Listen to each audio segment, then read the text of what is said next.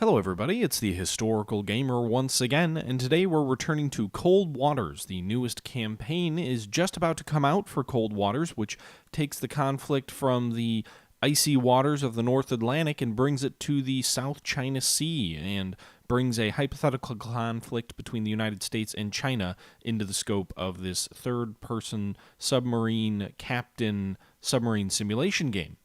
In this particular video, or actually in the last video, we played the very first piece of the campaign. We fought one battle. We kind of worked our way through some of the campaign, the history, fought that one battle that I mentioned, got our submarine shot up, and forced us to return to Guam to repair our battered vessel.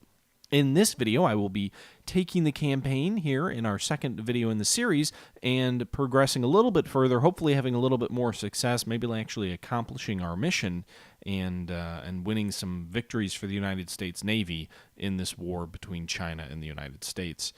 We are repairing ourselves. We haven't yet failed the first mission, I don't think, but we're taking so much time in port repairing our damage. I think it's unlikely we'll get back to the patrol area, and I think it's unlikely that we get back to the area at least in time to still be able to accomplish the mission. So I will kind of lay off on the rambling and the talking and all of that. Essentially, we fought one battle, we won the battle, but we didn't succeed in the campaign mission, and that's where we're picking it up. This is taken from a live stream from just yesterday, so I'm actually going to go ahead and step out here and turn it back over to myself from that live stream and get us back into the action. Sit back, relax, enjoy the show, and let me know your thoughts below, and as always, guys, thanks for watching. Reloads available.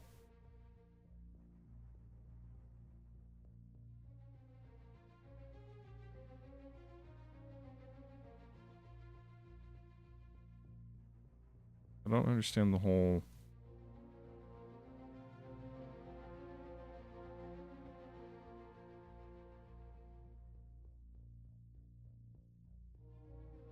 Apparently I have 44 weapons and decoys total.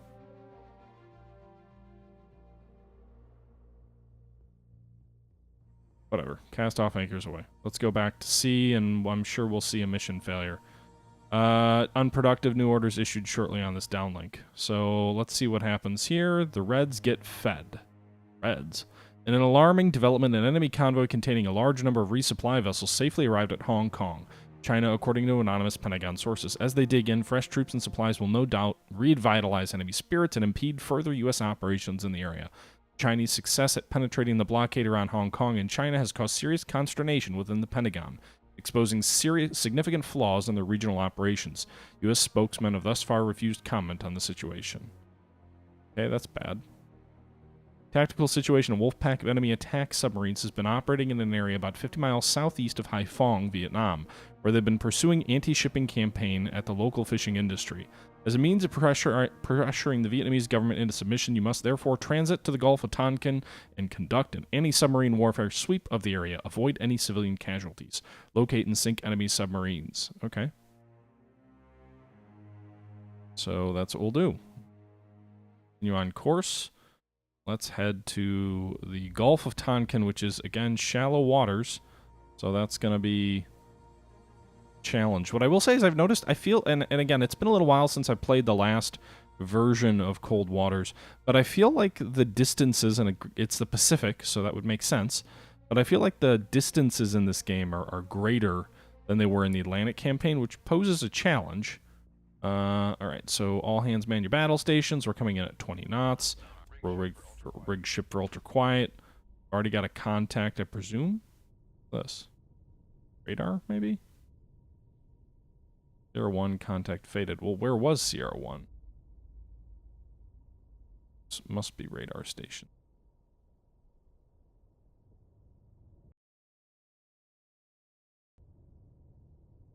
Alright, well, rigging ship... Oh, there we go.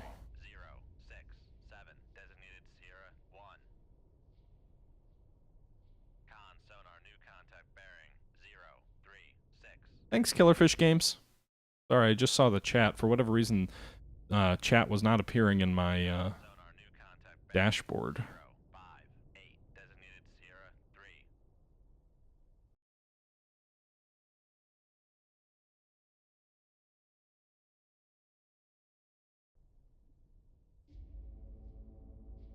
All right, so we've got 3 contacts. That's interesting. I wonder if these are surface vessels or not. 3 contacts. Let's start classifying them. Could also be some civilians in the area too, which is an added challenge that has been added in some of the later versions of the game.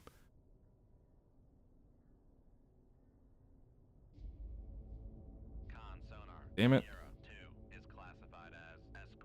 Looks like this is going to be a surface task force.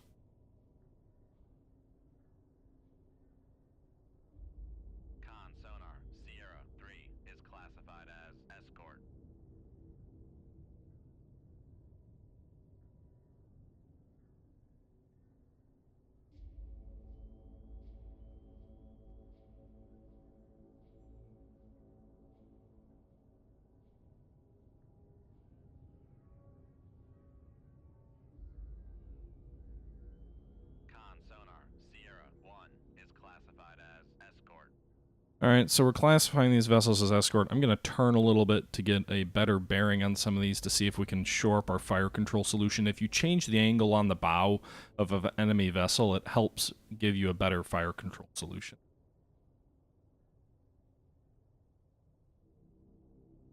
Additionally, presumably we're dragging a towed array behind us, so if our towed array is more exposed to the enemy, we'll get a better position more quickly.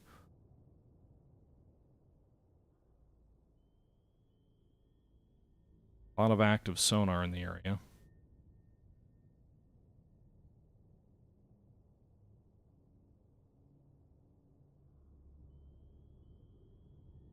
Yeah, these aren't our primary targets, but I guess they'll have to do for now.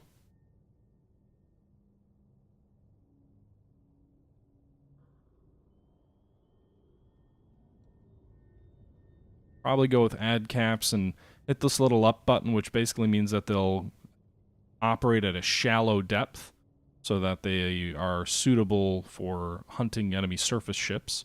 We could go with the harpoons too. I think it would be a little bit of a waste to use the harpoons on this. We've got a whole bunch of torpedoes in our stores. We've got about 20 torpedoes in our stores. We've only got about 8, and we've only got 8 harpoons. Maybe we should go with a harpoon here. I always do enjoy firing those things. The problem is they immediately give your position away, whereas a torpedo doesn't give your position away till they detect it. So firing a harpoon allows them to basically shoot a torpedo missile. I'm assuming the Chinese have that. Down the bearing of where the harpoon comes up. So you kind of really got to shoot and scoot quickly and be ready for that sort of rapid, sort of dogfighting-like avoiding of an incoming missile. Let's change course a little bit more to see if we can get our towed array exposed a bit. I prefer to drive slow and be safe, but, you know, that's not always the fastest approach, but it does tend to get me dodging fewer weapons incoming. You can see we're getting a little bit of better solution on the Jingwei. We've got their general bearing now. The other interesting thing is it doesn't look like, unless I'm looking at the wrong screen, it doesn't look like you have like a percentage of the fire control solution. So in the past, in the version I played when the game first came out, you got like a 0 to 100% fire control solution. Now there seems to be a little bit more ambiguity around how solid your actual contact is. You get some indications as your contact firms up where you kind of have this icon change over to this one, and then eventually you'll start seeing a course tracking. But it's not quite as sort of video game-like foolproof the way that the original version was, which is at least more authentic. I don't really know what the -5 LF or 27 LF passive or 41 towed really means in terms of, you know, what my sonar is telling me.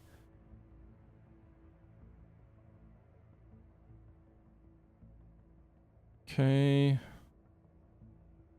I do think it's interesting that Cold Water's first, really sort of the core 1984 scenario is very closely pulled from sort of Tom Clancy's Red Storm Rising, because this 2000 scenario feels a little bit like, not quite the same sort of premise anyway, but it reminds me of Tom Clancy's SSN, which Red Storm Rising got a ton of press and publicity when it came out, you know, very well regarded, one of Clancy's early works, whereas SSN did not, but it was sort of this hypothetical war between the U.S. and China over the Spratly Islands and the resources that would be there. in the late 90s from the point of view of the U.S.'s most modern submarine at the time, a Flight 3 Los Angeles class sub, which basically it turned into a single U.S. submarine destroying the entire Chinese Navy, which to a certain extent is kind of the premise of this kind of a game, where you're the only submarine operating in this conflict. I think your boat's a little bit less invincible than the was it the Cheyenne was in that.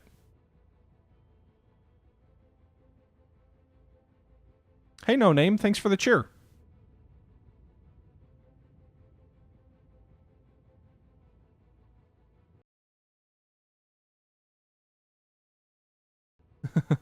One bit to try and get me to look at the chat. Well, you succeeded. I did notice the chat.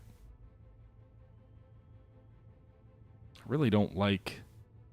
I'm not getting any information on the Luda or the Hongfeng. The Jingwei I've got a pretty darn good fix on, but the other ships I don't. I don't really want to shoot until I'd like to shoot at all three simultaneously.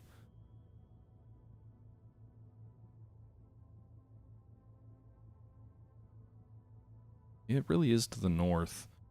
Turning a little bit further to the right may bring my towed array into play to get a better fix on the Luda. I'm kind of skeptical the Hongfeng is all the way out here by himself. I don't know much about the Hongfeng class, though. Let's take a look here. The Hongfeng is a 184 ton. That can't be worth anything. Why would I want to waste a single weapon on a 184-ton vessel? At least the Zhengwei is a 2,000-ton frigate, or the Luda is a 3,000-ton destroyer. Those are good targets, but the Hongfeng, it's a frickin' motor torpedo boat with a close-in weapon system. There's literally nothing else that it can't do anything to me.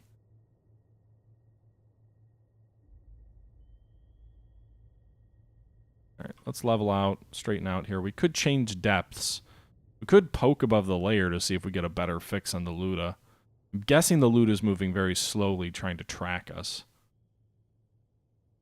Zhengwei appears to be moving very slowly as well. Got a very good fix on it, though, because we've got a visual here. You can see it is moving extremely slowly. Certainly in active listening mode, trying to get a good fix on us.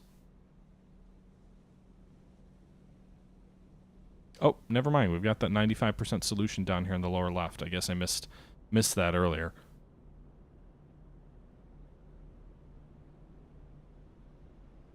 I did play a little bit. There's an enemy chopper doing some dipping sonar. It looks like I could barely see us down here. The dipping sonar is above or below the layer. That'll influence how effective it is. I did play the SSN video game a little bit. Frankly, this game reminded me a little bit of a more polished and better version of that. Although I only ever made it through like 3 missions in the SSN video game. Yeah, with that bird in the vicinity, I really don't want to fire a harpoon. He's almost certainly going to pick me up, though, just by firing a Mark 48. Well, that's what we'll do. We'll kind of change position a little bit. Speed up to 10 knots. Will bring us down to maybe around 700 feet.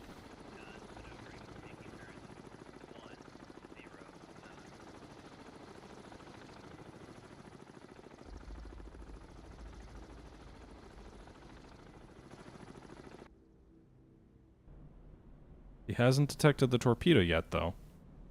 Presumably he'll detect the torpedo when it passes above the layer. Did I just see a green little... What the hell's over here? Oh, shit. Enemy torpedo in the water. Damn it. So that,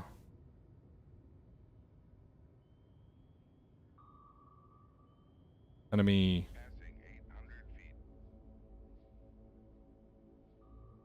Let's load a Moss. Multiple enemy torpedoes in the water.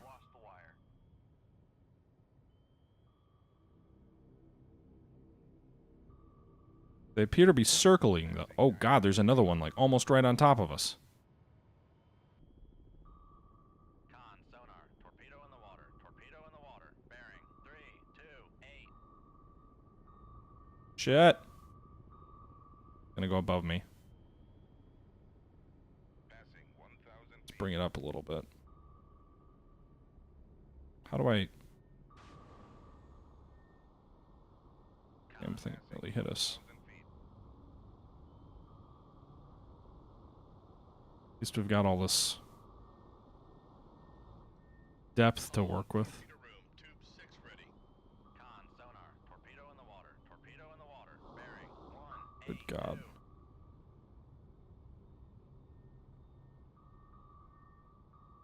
Make turns for 20 knots, maneuvering aye. That decoy gonna work at all? Oh god. Maneuvering, making turns for 20 knots.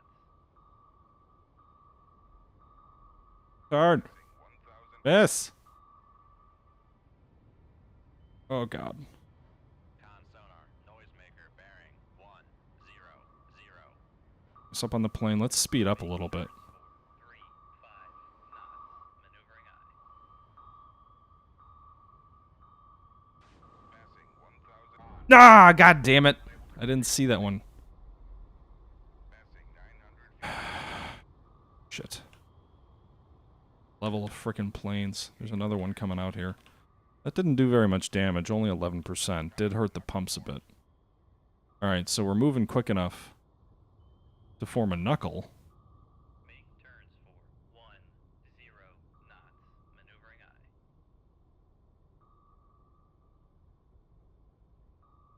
Problem is, these weapons are better now, too, which means that they can more effectively avoid your decoys. Last bearing, 1. I think that thing just blew up on our knuckle. Contact breaking up. Another fucking torpedo in there. Alright, so we did sink the enemy, Con,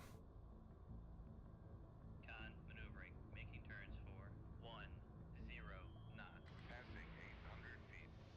shit. Damage control parties, lead to the engine room. Damage control parties, lead to the reactor space. Alright, so there's at least one more torpedo in the water, I think. Or maybe not. Giant-ass hole in the side of our boat. I don't know if I told that that thing to go shallow. Passing 900 feet. Apparently I don't have a wire on it, though.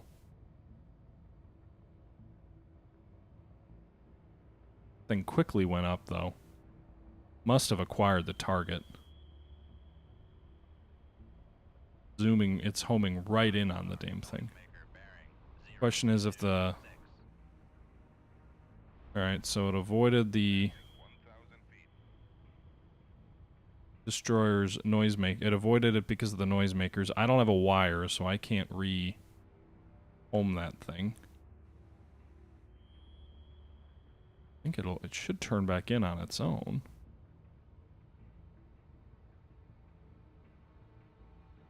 Alright, it is. Con, sonar, noisemaker, passing 1,100 feet.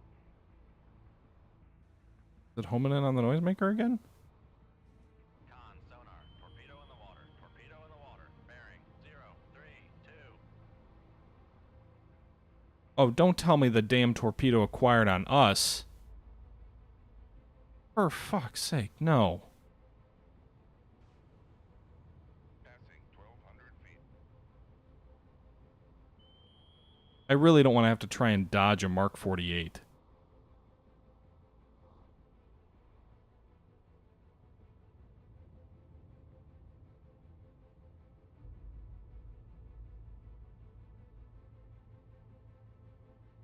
Con, sonar, noisemaker, bearing, 0, 3, 8. Make turns for 3, 5. Circling. Maneuvering aye.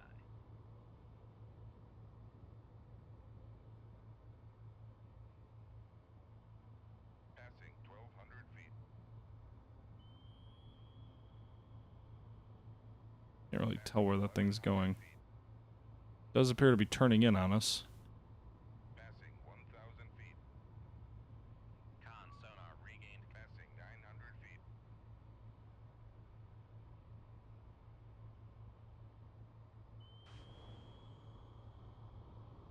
Woo! Alright, come back up. Turn the other way. Damn things have, like, frickin' infinity fuel, though. Passing 900 feet. Alright, let's get above. Pumps have been repaired. Good to know. Pumps are repaired. Passing 600 feet. Passing 500 feet.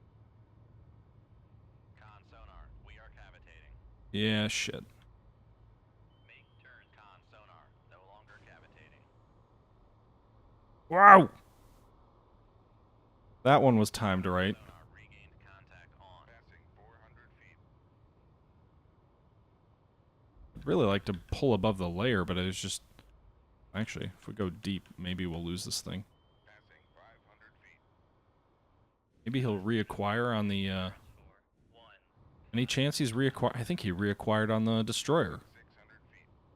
Or not. He's swinging back around. Damn, Mark 48. Passing Oh, no, he's turning back. No longer going deep.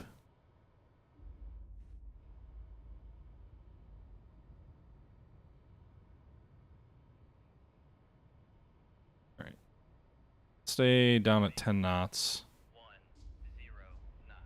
Maneuvering. Turn it and hit him, hit him, hit him. Yes! Alright. Sierra 2. Last bearing 0. So... Con maneuvering. Making damage control parties. Lay to the engine room. Oh, I don't want you to do that. Reactor space. Alright. Reactor space. Alright, so... We have at least... Now we should be able to contain the flooding. Alright, so let's reload torpedo here. So he got it to acquire on me. I was able to counter that and get it to reacquire on him. Now we just need to control the flooding, and I think we can duck out of here. I think there might be one more warship present, but it's not at least a threat to us, and none of these are our principal mission. Let's just get the flooding under control. I'm not going to go to port with 80-plus hull, so let's just get this all under control and get the hell out of here. Man, that was a tough little fight. Still losing,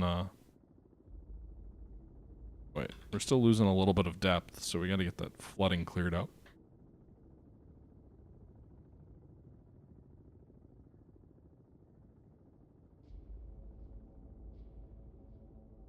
Con, torpedo room, tube 2 ready.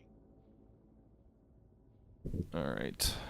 Oh, your damn work pumps. Do I need to bring us up to a higher depth?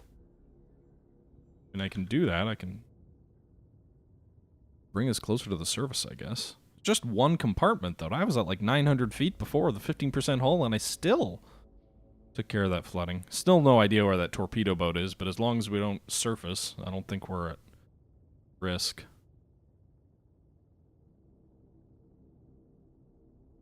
Pumps are fixed. They should be pumping this compartment. That's because it's a torpedo hit, not a depth charge hit. You can't pump the water out of there without surfacing, which would mean we'd need to go back to port for sure. Passing 800 feet.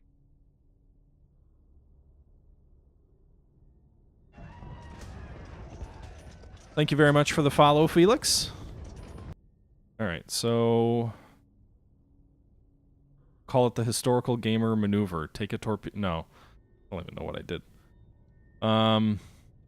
Shoot a torpedo at an enemy surface ship. Have that torpedo acquire on yourself. And then figure out a way to get that torpedo to reacquire on the enemy vessel.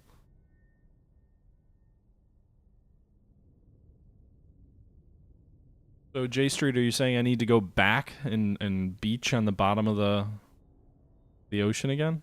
I mean, I'm making 5 knots. That shouldn't be an issue clearing out the hull. But it's really going to be frustrating if I'm going to have to go back to frickin' port again and then fail my mission again. Despite sinking several enemy surface vessels.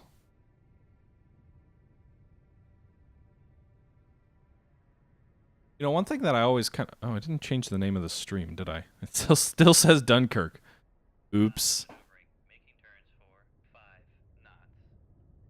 Yes, that's me. Professional streamer.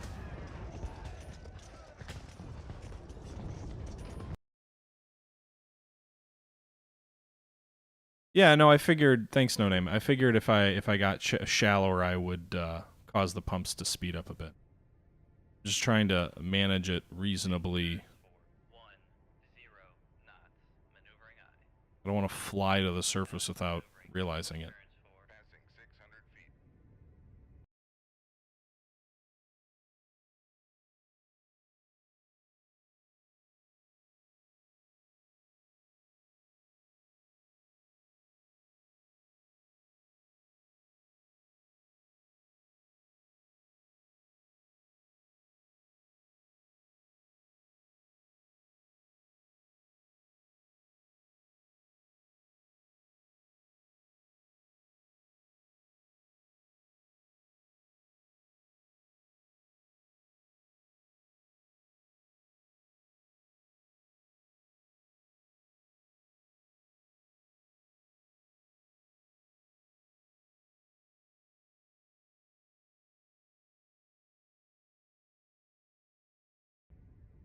All right.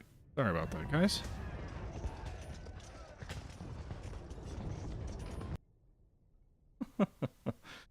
We're gonna bucket the water out back into the ocean, or we can try to drink it all. Well, salt water, you may not want to drink it all. Damn. This is definitely, I feel like this is a new mechanic. In the past, I felt like no matter what, you could always get the water out at a reasonable depth. I know I'm still 500 feet, which is reasonably deep, but with an 89% hull integrity, I'm just kind of surprised. I guess it makes sense. You know, if I really had a torpedo in the side of the ship, you're probably not going to get the water out of the compartment if somehow your submarine even survives a single torpedo hit. That'll be interesting if I try and surface with both an enemy both an enemy helicopter and an enemy gunboat present. Now, if the gunboat's far enough off, it may not matter. Doesn't sound like the torpedo's anywhere near our ship. But we're up to 300 feet, and we're still not making any progress on that water.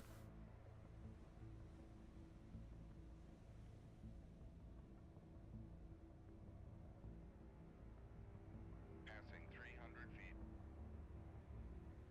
Yeah, makes sense. Bigger hit, bigger hole. When I had the flooding in the last mission, it was just depth charges, which are presumably weakened hull integrity, but no major rupture.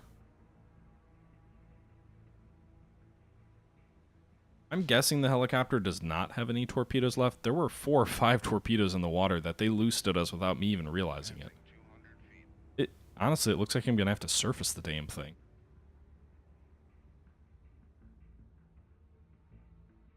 Just not do.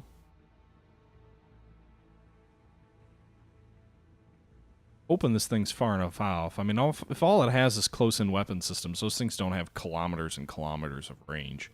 Passing 100 feet. All right.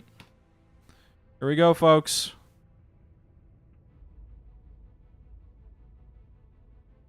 Oh, shoot. No. Sonar, we are cavitating. Ah! Con sonar, no longer cavitating. We're kind of sticking our nose above the water. But it looks like we're actually getting ahead of the flooding here. A low depth. Fortunately, there's no enemy. Just got a little bit of our nose above. I feel like I should be playing DOS boat music as just a tiny bit of the sub pokes above the water. But it looks like we've got the flooding under control here.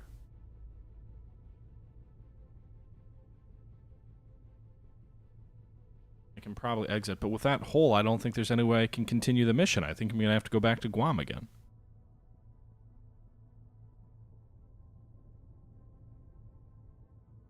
Alright, so we sank 2 warships. We're going to get that message of, yeah, now return to your mission effectively immediately. Well, sir, we took a torpedo hit that I can't repair.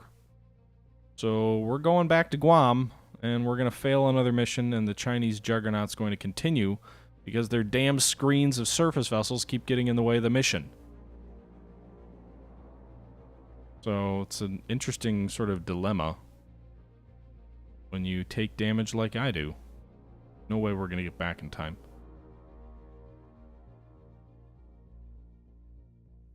Alright, so we got 2 more surface vessels up to 10,000 tons. All right, there you have it, guys. Another successful battle and another failed campaign mission as we kind of continue to progress through this campaign. Hong Kong is in danger. The Spratlys have been landed on, and things are not going well for the Allied war effort. But hopefully we can turn that around in our next video. For the time being, however, I'm going to go ahead and step out here, and we will pick this campaign up in the newest campaign for Cold Waters next time around. Until then, however, thanks for tuning in, and this is the Historical Gamer saying thank you for watching, and I'm out.